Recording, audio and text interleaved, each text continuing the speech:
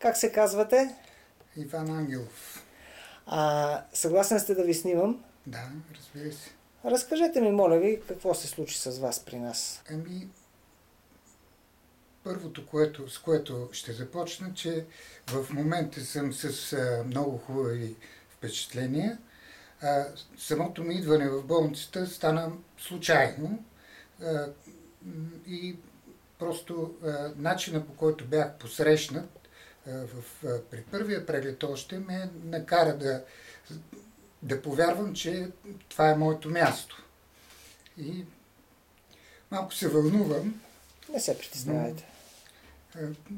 Наистина, условията, при които бях приет, операцията, която ми се направи и след оперативния период, който за мен е изключително кратък като време, и възстановяването ми, все още ги приемам като нещо все едно не се е случвало. В смисъл, в рамките на няколко дена аз преминах през операция, през възстановяване и сега се чувствам като човек, дори в някой момент, все едно, че не му е правено някаква оперативна намеса. Състоянието ми е изключително добро, възстановен съм за себе си до такава степен, все едно съм напълно здрав. Да. А срока е много кратък. В сряда ми беше операцията, днеска е понеделник, петия ден, 5 дена след самата операция, което за мен е нещо изключително бързо и качествено и добро, като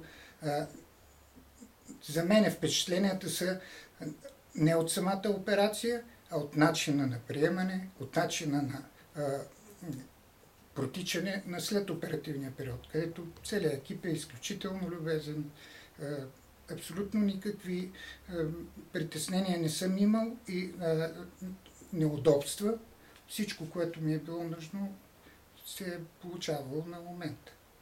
Дори в момента аз от 2 дена съм без някакви специални преливания на медикаменти, без обезболяващи, което за мен е най-доброто. Знаете ли каква операция и какво заболяване при вас беше?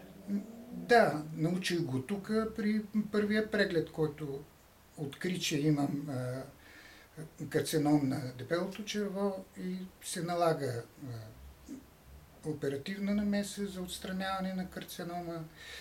В подробности, като не съм специалист в тази област, не мога да цитирам някакви по-специални терминологии, но това е, което знаех като начало и наистина аз повярвах, че това е мястото, където трябва да извърша тази операция и по начина, по който трябва да ми бъде направена. В смисъл, не бях запознат предварително, но лапароскопски метод за мен беше нещо ново, се оказа най-доброто. Много благодаря. Много благодаря.